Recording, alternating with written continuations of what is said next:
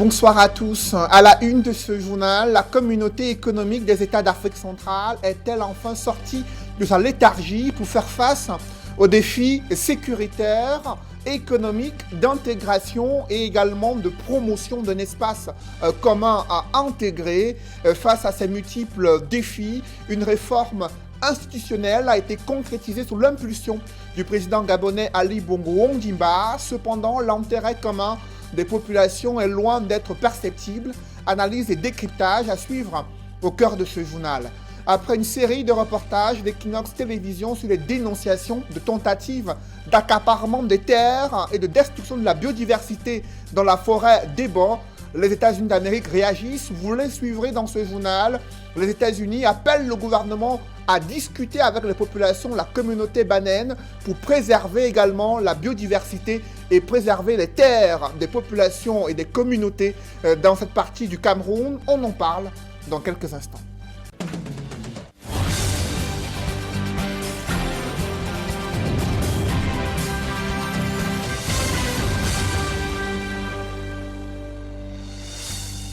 Merci de suivre cette édition complète de l'information sur Equinox Télévision. D'abord, ces statistiques concernant la pandémie du Covid-19. Le Cameroun a déjà franchi la barre de 17 000 cas enregistrés après 5 mois après l'apparition de cette pandémie. Une situation liée au non-respect de certaines mesures barrières et l'insouciance des Camerounais face au danger que représente la pandémie du Covid-19. On fait le point avec Julienne Berthebissaye. Depuis la détection du premier cas de coronavirus au Cameroun, le nombre de contaminés continue d'augmenter. Tenez par exemple sur les 3 derniers mois, les chiffres ont triplé, passant de 6 000 cas en mai à 17 000 au 30 juillet. Ce fort taux de prévalence ascendant de la maladie serait dû en partie au non-respect des mesures barrières. Les populations boudent le port systématique du masque et la distanciation sociale. Malgré cette montée en puissance de la maladie, 15 000 personnes ont recouvré la guérison, a indiqué Manaouda Malachi, ministre de la Santé publique. De même que 150 000 Camerounais ont subi des tests.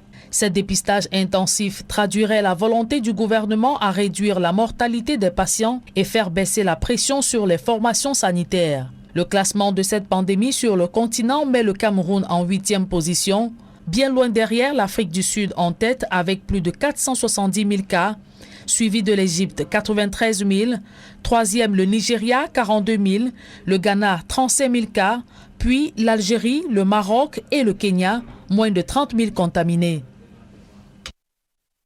La pandémie du Covid-19 impacte négativement sur le manuel scolaire. Les acteurs de cette filière évoquent un bilan inquiétant et des craintes sont formulées sur la disponibilité du manuel scolaire lors de la prochaine rentrée scolaire en 2020-2021. Ils l'ont fait savoir lors d'une rencontre à Yaoundé. D'autres précisions avec Emmanuel Diop et Marcelin Gransap. Déjà en proie à plusieurs difficultés depuis l'instauration du livre unique, les acteurs de la chaîne du livre broient du noir depuis le mois de mars avec l'arrivée du coronavirus au Cameroun. Depuis lors, les écoles ont été fermées, les établissements d'enseignement secondaire, les universités, ce qui n'a plus permis aux libraires de vendre un seul stylo ou bien une seule barre de craie. Pour suivre, nous n'en parlons pas du livre.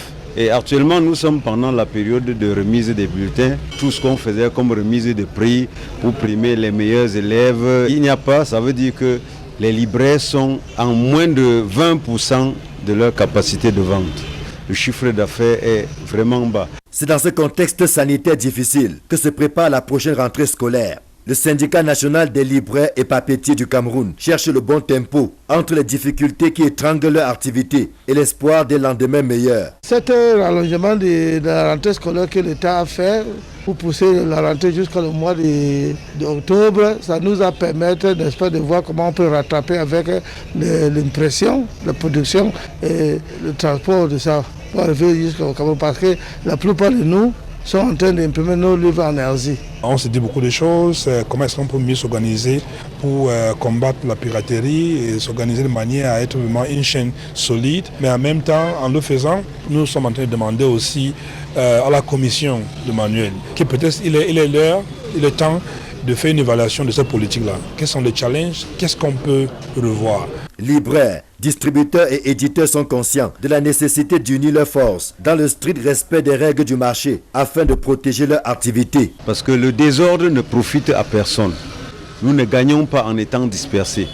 Le libraire ne peut pas vivre sans le distributeur, sans l'éditeur. L'éditeur ne peut pas vivre sans libraire, sans distributeur. Donc, nous avons tout intérêt à nous entendre, à être solidaires pour que notre profession aille de l'avant. Les acteurs de la chaîne du livre pensent avoir joué leur partition en rendant disponible et accessible le manuel scolaire au pouvoir public et aux parents de jouer la leur. L'objectif d'avoir baissé les prix était de rendre le livre accessible. Si on a baissé le prix au point où, avec moins de 20 000, un parent peut avoir tous les livres pour son enfant, pourquoi est-ce que le parent n'achète toujours pas le livre? Voilà autant de choses que nous voulons faire. L'éditeur a fait sa part de contribution pour que l'éducation du pays marche. Et nous pensons que c'est les autorités qui peuvent relever cette pente-là. Dans 2 mois sonneront les cloches de la rentrée scolaire 2020-2021. La Covid-19 impose des réajustements aux acteurs du livre qui sont obligés de faire contre mauvaise fortune bon cœur. À la veille de la fête de la Tabaski, c'est la morosité observée dans certains espaces marchands. À Berthois, par exemple, des vendeurs de moutons se plaignent du manque de la clientèle, une situation qui sera liée à la crise sanitaire. Benjamin et Sam nous en dit plus dans ce reportage. Ce n'est pas encore la grande effervescence au marché à bétail de Kano. L'espace abonde de moutons, mais la clientèle se fait encore attendre. On a fait une semaine ici. Il n'y a pas de marché. Ils ne sont pas venus. On attend seulement. Peut-être, Inch'Allah. Parce qu'il y a les bêtes, il n'y a pas les clients. On ne voit pas les clients. Les gens entrent, ils sortent. Ils ne paient pas encore. Je ne sais pas pourquoi. L'année-ci, tout le monde plein de corona. Le dehors est mauvais. C'est ça qu'on nous dit. Côté bétail, il y en a de toutes les espèces, mais aussi de toutes les bourses. On a le sèvre et le mouton, mais il y a l'autre qui est 100 000, 150 000. Oui, ça dépend des moutons. Le prix, ça varie.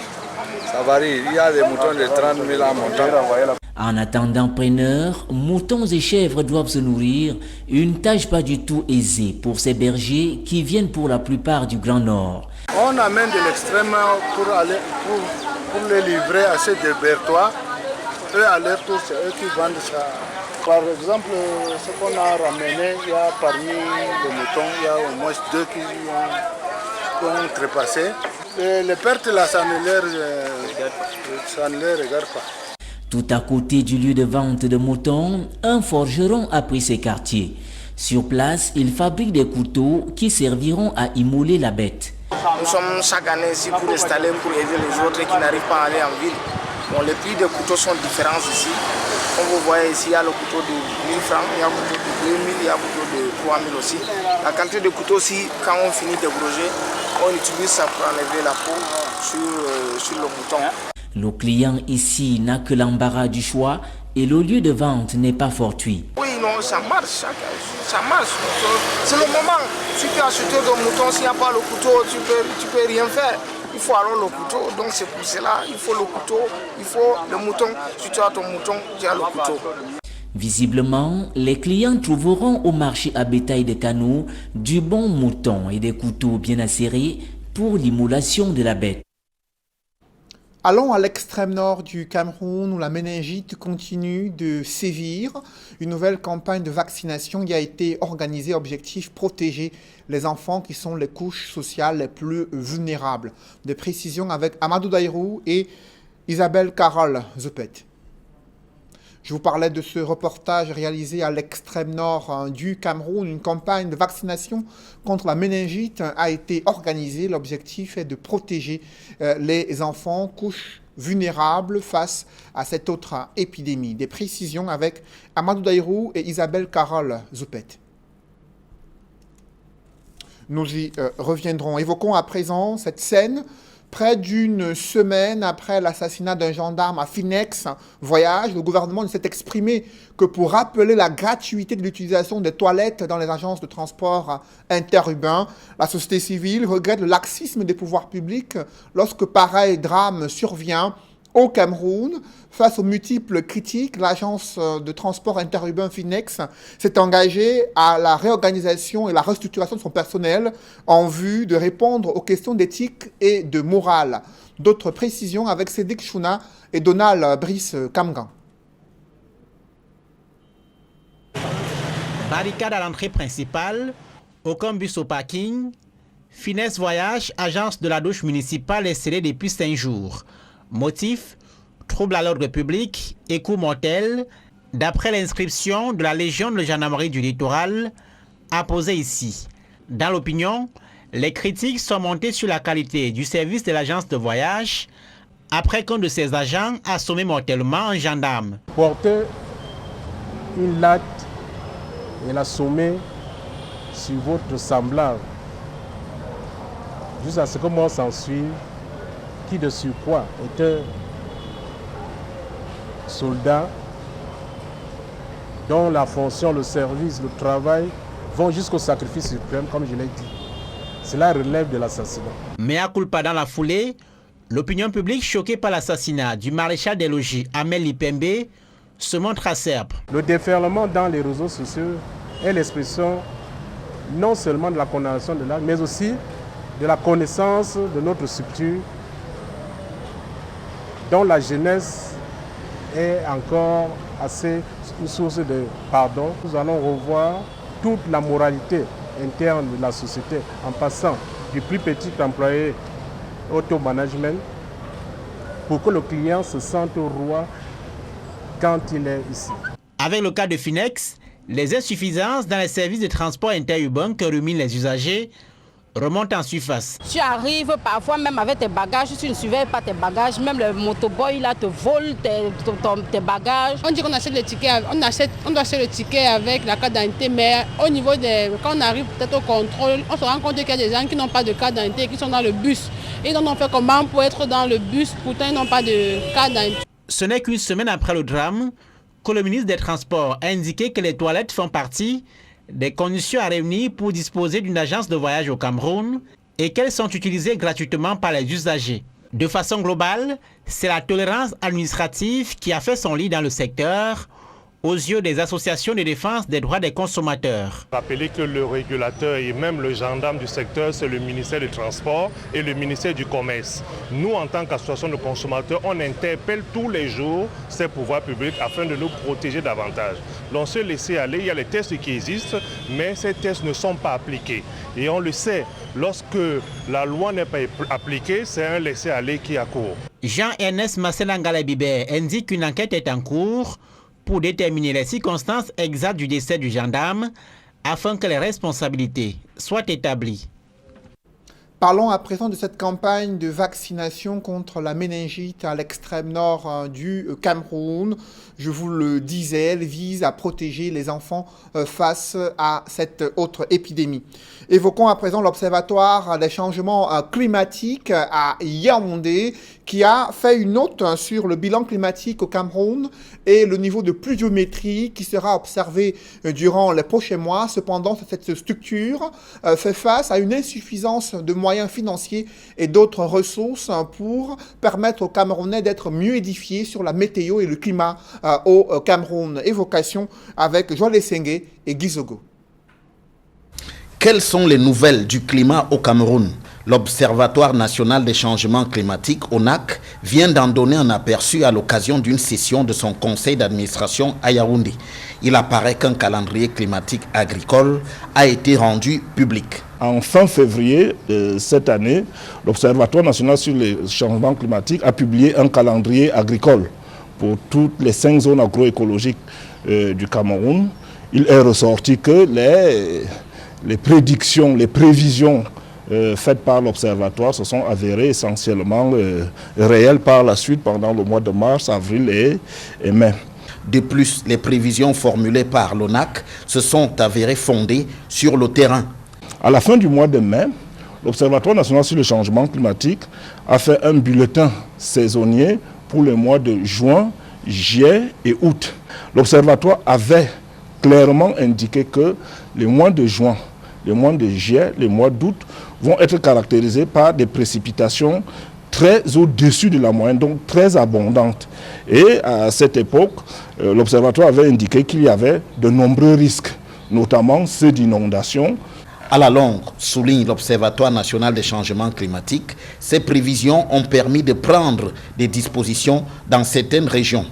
Ces informations produites par l'Observatoire sur les changements climatiques ont permis au gouverneur de la région de l'Ouest de prendre un certain nombre de dispositions afin d'éviter de se retrouver dans des situations que nous avons connues par le passé.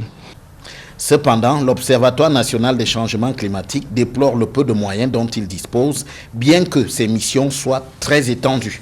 L'Observatoire national sur les changements climatiques, pour assumer ses fonctions, a besoin de plus d'appui financier, de plus d'appui matériel, de plus de renforcement de capacités humaines. L'Observatoire national sur les changements climatiques aujourd'hui, c'est quand même seulement 15 cadres. Quand nous connaissons les différentes activités que nous devons suivre. De quoi faire peser des risques sur la surveillance du climat au Cameroun. Dans la perspective de l'organisation des élections régionales, certains chefs traditionnels ont initié une pétition adressée au gouvernement afin de déplorer des manœuvres en cours dans certaines parties du Cameroun, notamment dans la région du Nord, là où certains chefs n'ont pas eu d'homologation après avoir été désignés chefs traditionnels. Ils contestent également la nomination de certains chefs qui sont chargés du tribunal coutumier. Des précisions avec Isabelle Carole-Zopet et Jean-Blaise Noupayé. Dans leur pétition adressée au ministre de la Justice, garde des Sceaux, les chefs traditionnels et populations de Toubouro, dans la région du Nord, contestent la nomination du sieur Adamou Dingui comme président du tribunal coutumier de ce village. Je ne suis pas du tout content. La nomination ne nous convient pas. Pourquoi? Parce qu'il n'est pas de la localité, et il n'est pas Mboum ni Baya. Que l'administration puisse revoir encore le même document qui rentre sur les coutumiers, que ce soit les Mboum, le Dourou et le Baya.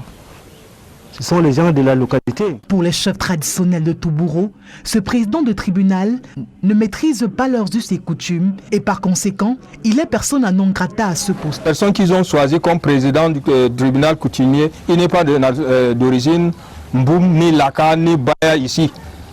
Qu'ils prennent une personne dans notre arrondissement là, on le nomme. Autre plainte, certains chefs traditionnels disent avoir été nommés sans recevoir leur acte de nomination jusqu'à ce jour. Et notre arrêté n'est pas encore arrivé, pas encore sorti. Oui, je veux que mon arrêté sorte. Quand j'aille quelque part, je vois devant le chefferie, je vois le drapeau. Je vois aussi mes frères qui ont les arrêtés. Et moi, je suis le chef de 2e degré d'arrondissement de Toubouro. Je n'ai pas eu mon arrêté. Je n'ai pas eu le drapeau devant la chefferie. Ici, dans notre département, il n'y a aucun Djaoro qui a son arrêté. Je peux dire qu'on est venu choisir certains, leur donner même, on peut dire que c'est le papier. Parce que jusqu'à présent, eux-mêmes, ils n'ont rien eu comme l'argent. Par comment on va aller voter? Avec quoi? Avec nos cartes d'identité?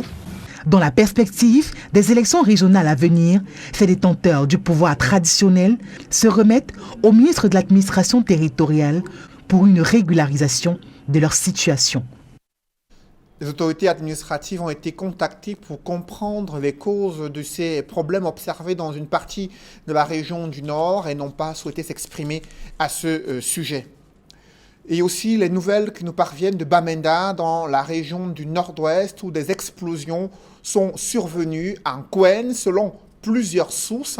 D'autres font état des coups de feu qui continuent d'être entendus ce soir à Bamenda, des coups de feu qui seraient liés aux affrontements armés entre des groupes armés et les forces de sécurité et de défense à Bamenda dans la région du Nord-Ouest. Aucune confirmation officielle sur ces explosions qui auraient fait des morts selon plusieurs sources.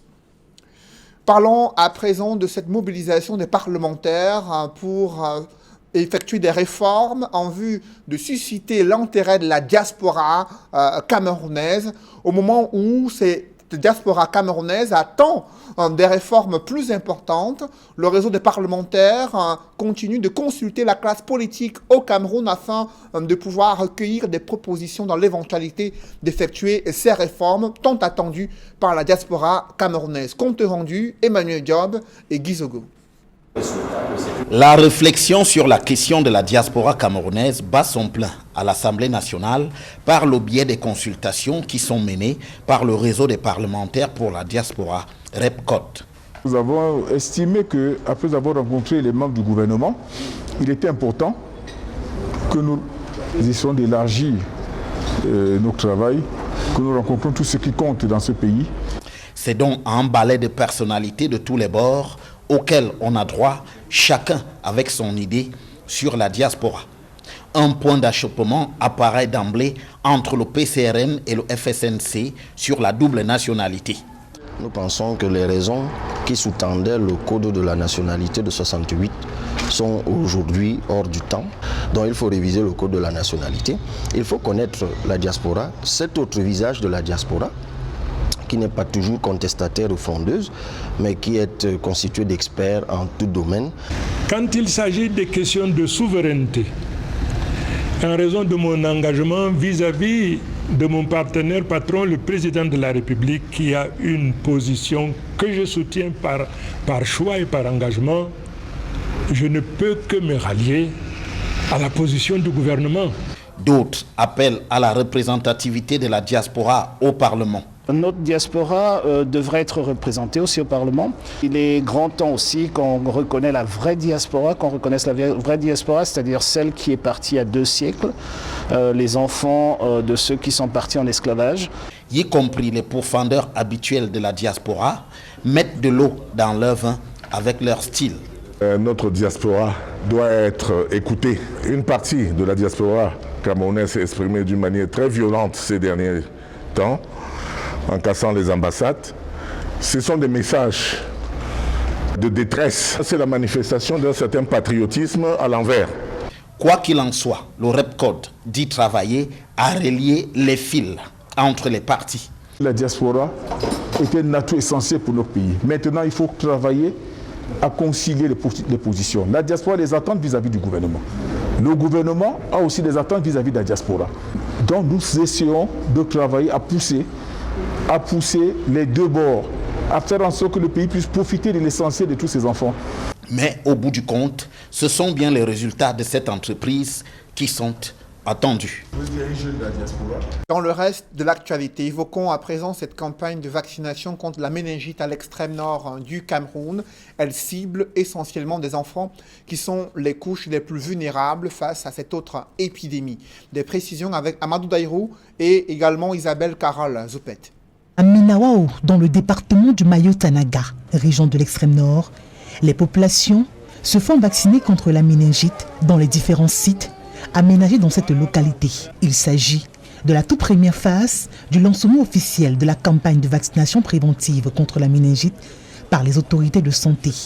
Une occasion pour ces derniers de sensibiliser sur la dangerosité de cette pathologie et l'urgence de se faire vacciner, surtout dans les zones les plus touchées du pays, telles que le Septentrion. Vous ne pouvez pas imaginer le risque pour la population du Cameroun depuis des décennies, parce qu'il y avait une résurgence en 2009, 2010, 2011, et les Nations Unies, le système des Nations Unies ont repris la décision de refaire un système nombre de diagnostics général sur l'ensemble des pays subsahariens, parce que ça a coûté au moins 6 milliards, ne serait-ce qu'au niveau des vaccins, sans compter des coûts administratifs, des coûts d'organisation. Donc tout ceci mérite d'être vraiment salué.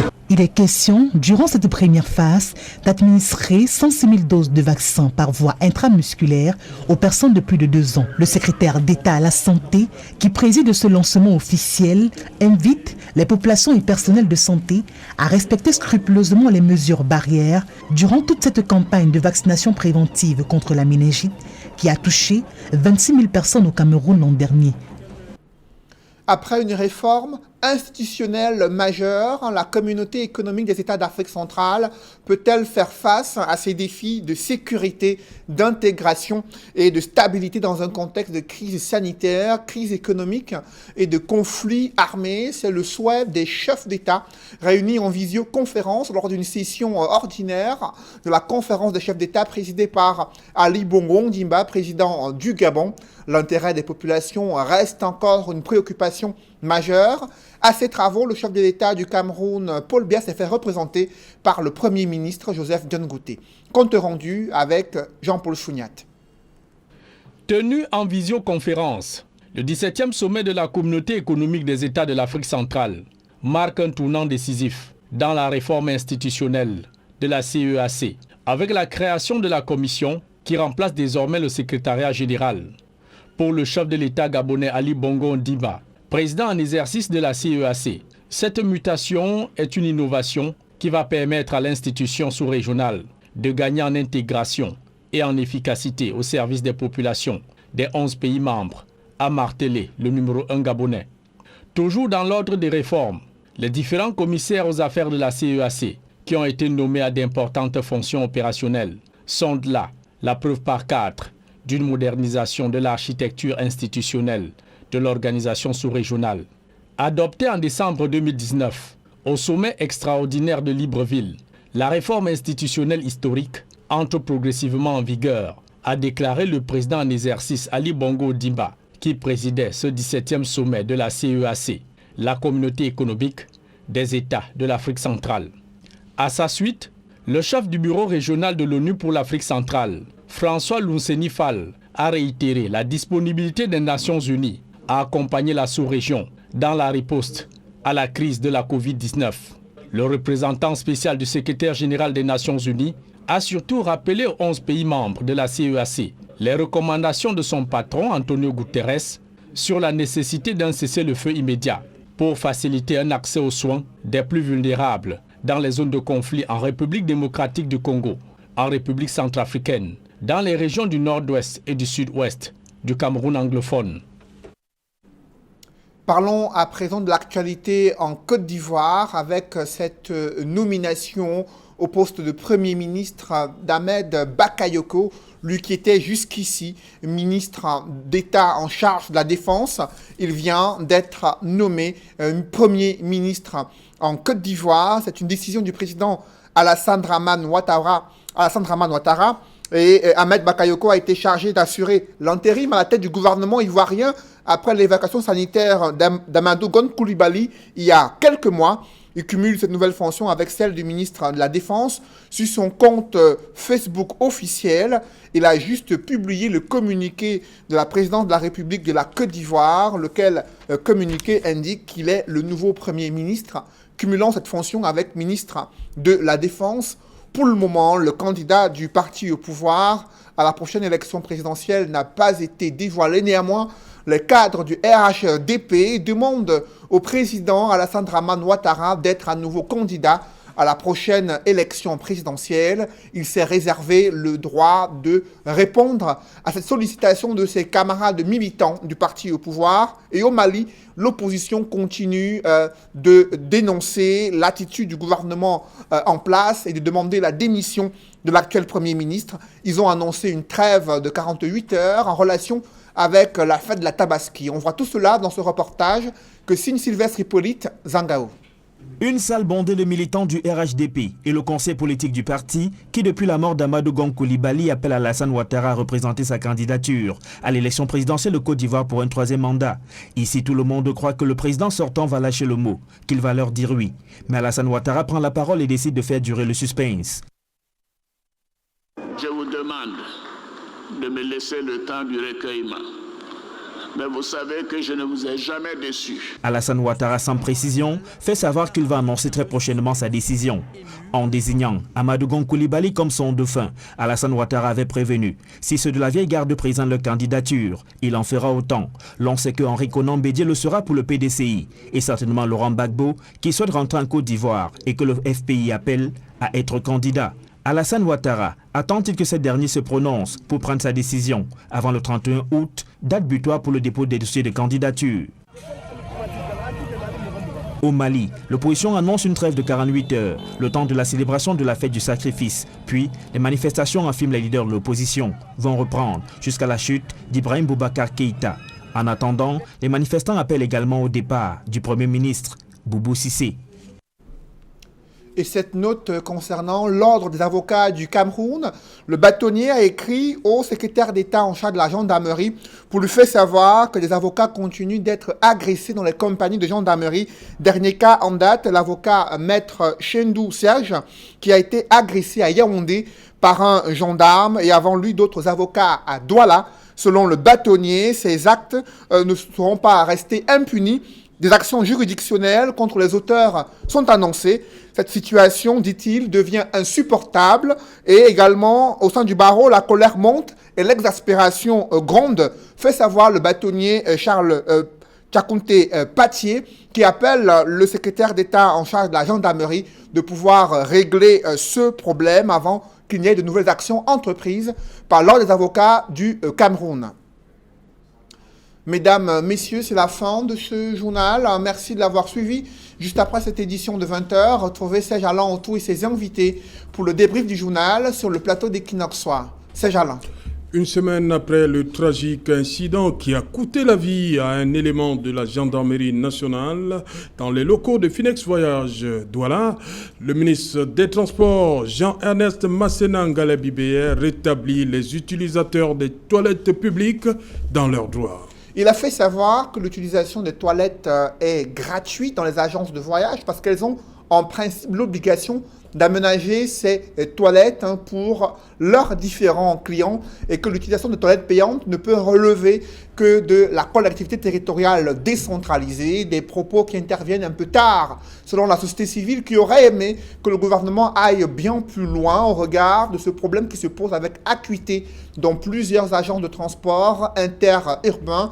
Une situation qui suscite le désagrément des voyageurs camerounais et qui a conduit à une rixe et une altercation vive entre des gendarmes en civil et des manutentionnaires à l'agence de voyage Finex. Vous avez suivi les propos de son directeur général qui regrette que de telles scènes tragiques soient survenues dans l'une de ces agences et qui a promis de revoir le recrutement et la question de la moralité et de l'éthique pour son personnel et d'améliorer la qualité des services au regard des critiques formulées par les Camerounais.